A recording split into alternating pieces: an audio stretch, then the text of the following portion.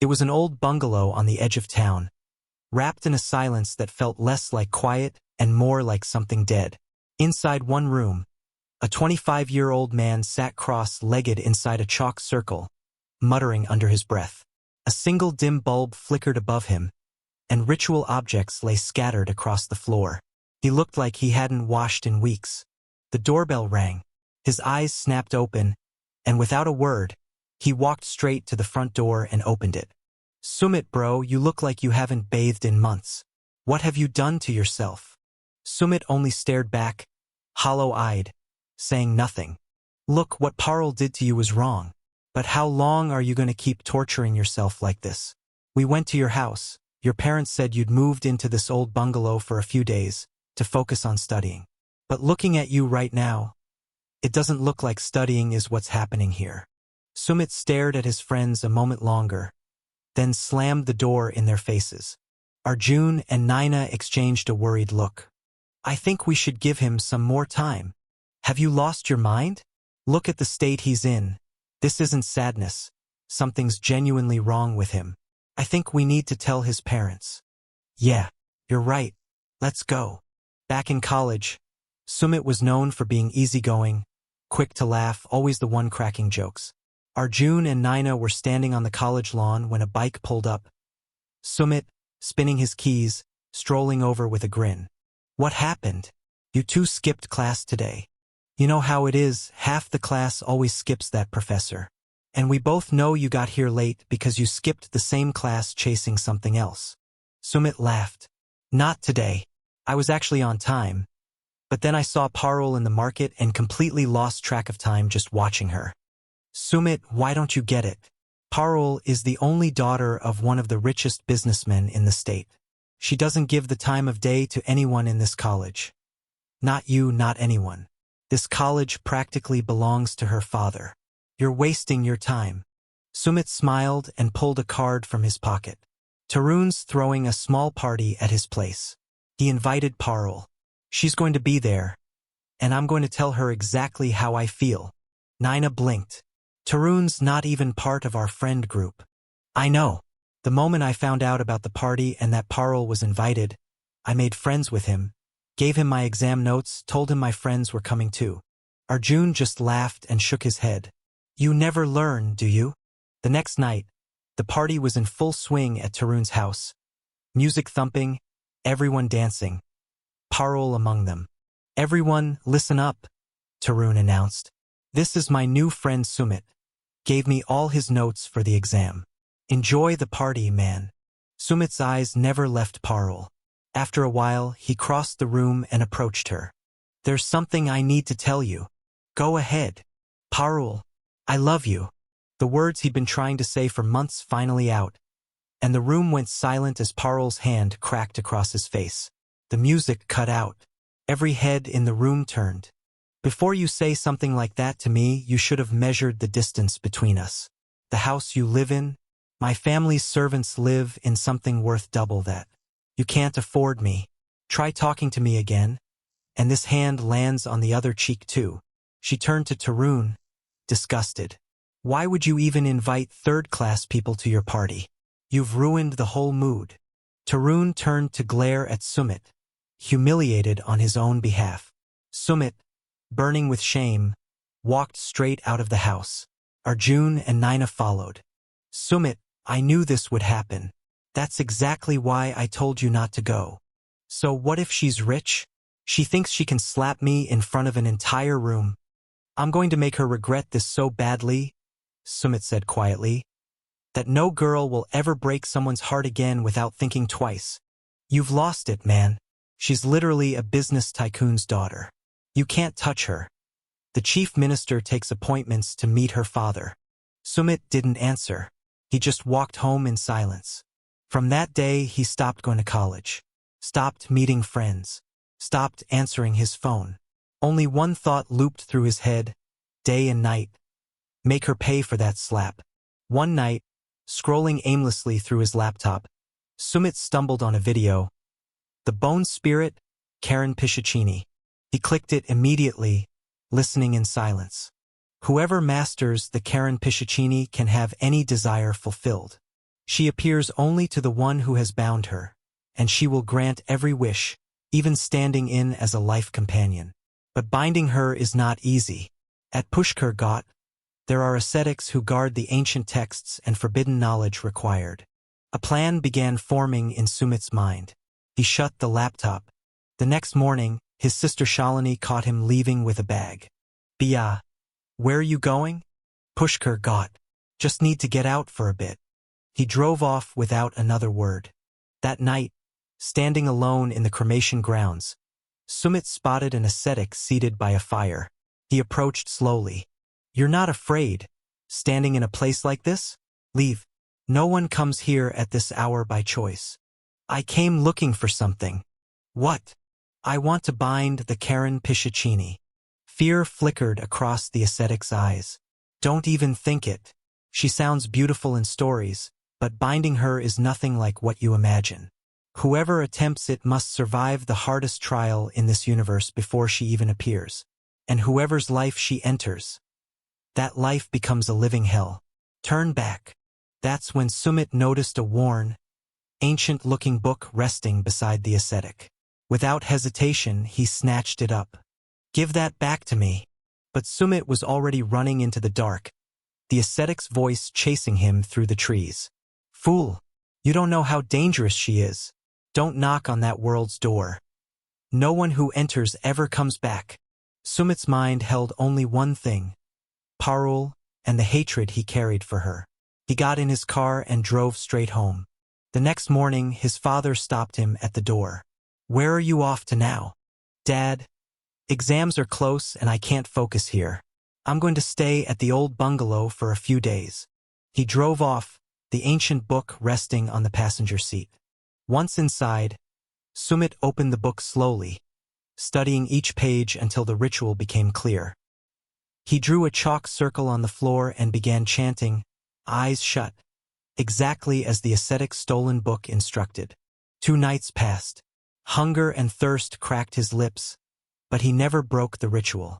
On the final night, 10 days of fasting and unbroken chanting behind him. His clothes reeked, his body was failing, but his resolve hadn't. The clock struck 11 p.m. He sat in the circle and raised his voice, chanting faster. The room plunged into darkness. Then, a white light split the shadows, and a stunningly beautiful woman stepped out of it. So you finally managed to call me here. Sumit stared, stunned by her beauty. From this moment, I am yours. But you'll need to follow certain conditions. What conditions? Remember, you bound me. I will obey every word you say. I will give you every pleasure, even the comfort of a wife. But from now on, you eat and drink only what I eat and drink. Agreed. Good. But in return, every single night you owe me an offering. A life. Blinded by her beauty, Sumit forgot every warning he'd ever heard. Agreed. I will appear to you and only you. And if another woman comes near you, she won't remain in this world. Do you accept? Yes, I accept. The spirit pulled him into an embrace. Something screamed inside Sumit to pull away, but he let it happen anyway. Do you want me? She whispered. Ido. But first, you'll do something for me. What? Her name is Parul. I don't want her to see tomorrow's sunrise. Done, she said and vanished. Across town, Parul stood at her bedroom mirror, trimming her hair. In the reflection, a horrifying face appeared behind her. She spun around. A monstrous woman stood in her room. Who are you? The creature said nothing. It only advanced, slow and deliberate. Parul's scream tore through the entire mansion. 11 sleepless nights later, exhausted, Sumit finally fell into deep sleep. A soft, melodic voice pulled him awake. Wake up, Sumit. He opened his eyes. She sat before him. You should know. Parul isn't in this world anymore. Sumit switched on the TV. Breaking news. The only daughter of the city's leading business tycoon, Parul, has died under mysterious circumstances. Sumit turned off the television and looked at the Pichachini, smiling. She drew close, pulled him into her arms, and he let himself disappear into her completely. He woke suddenly, looking around the room like a man losing his mind. The house was silent. And then, that same sweet, terrible voice echoed in his ears. You promised an offering every day. Go on. Sumit's eyes went wide. His breath quickened. He stood, moving like something else was controlling his legs. He walked, hypnotized, all the way to his parents' house and knocked. His father, Kalashnath, opened the door and froze. Sumit stood in the doorway, face caked in filth, eyes wild, lips cracked and bleeding. Sumit, what have you done to yourself? We've been calling for days. Why haven't you answered? Sumit looked at him the way an animal looks at prey. Hard cut to black. Sumit walked back into the bungalow carrying a bag. He dropped it on the bed. Slowly, the Pichichini materialized beside it, eyes gleaming, a faint smile on her lips. You kept your promise. I'll be back soon. Sumit nodded, hollow, and she vanished with the bag. The discovery, 24:00, 25:30. The next morning, Shalini walked into her parents' room and screamed at what she saw. Police and neighbors gathered outside within the hour. Shalini called Sumit's phone over and over. It stayed switched off. How did this happen? We found Mom and Dad like this morning. No one knows who did it, and Sumit's brother isn't picking up either. I think, Arjun said quietly, we need to go to that old bungalow. The stench hit them before they even reached the door. Sumit? Sumit? No answer. They pushed into a room and found him. Gaunt, hollow, muttering to something no one else could see. Bia, what have you done? Who are you even talking to? Sumit mumbled. And then, in his ears, that same voice returned. All three of them are standing right there. Bring me one of them. Now. No, that's my sister and my friend. I can't. Arjun stumbled backward in fear. Sumit, who are you talking to? The lights shattered and went out. Through the smoke that followed, the Pichichini's true form emerged. A long black tongue, burning red eyes, taller than the room should have allowed. This is what I truly am, and you will keep your word. It was your own parents you handed to me, of your own free will. No, that's not possible. And in that instant, everything came flooding back to Sumit.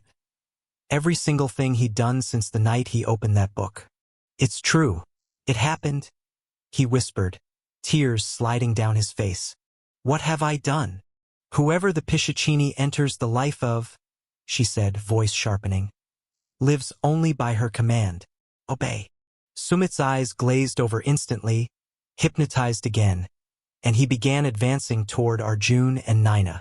Terrified, the two of them screamed and bolted from the bungalow, sprinting into the dense forest, hiding behind a massive tree, holding their breath, until a tall, unkempt figure emerged from the shadows ahead. It was the ascetic, the same one whose ancient book Sumit had stolen. What are you two doing out here? This terrified, in the middle of the night, trembling, Arjun told him everything. I understand. The ascetic's face turned grave. He pulled out a string of prayer beads. This will protect you. For now, leave this city. We will. The ascetic made his way to the bungalow. Sumit's body was withered, lifeless looking, his eyes burning red. Sumit, this Pichichini has been drinking your soul every single day, feeding on your life force. I intend to stop this. I warned you. Whoever's life she enters becomes a living hell. The ascetic poured red powder across the floor, drawing a massive ritual diagram, lighting black lamps at each corner until their flames burned blue. He began chanting, louder with every word, and the room shook with each syllable. A dark shadow tore itself from the wall. Her glowing face, her burning red eyes. The Pichichini floated in the air, facing him directly. Sumit is mine. No.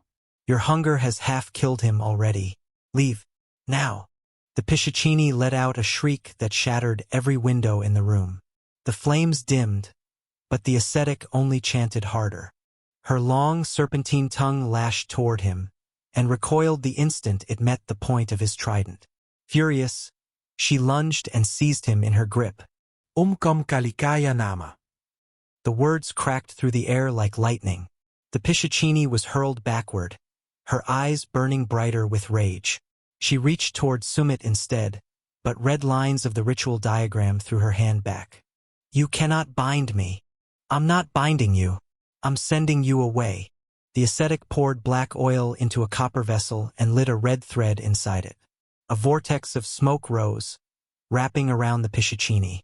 She thrashed, screaming, the sound echoing through the entire bungalow, but she didn't go easily.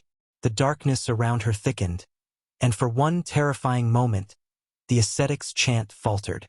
Then it surged back, and the fire rising from the ritual diagram consumed her form completely, dragging her into the smoke until nothing remained. Silence fell over the room.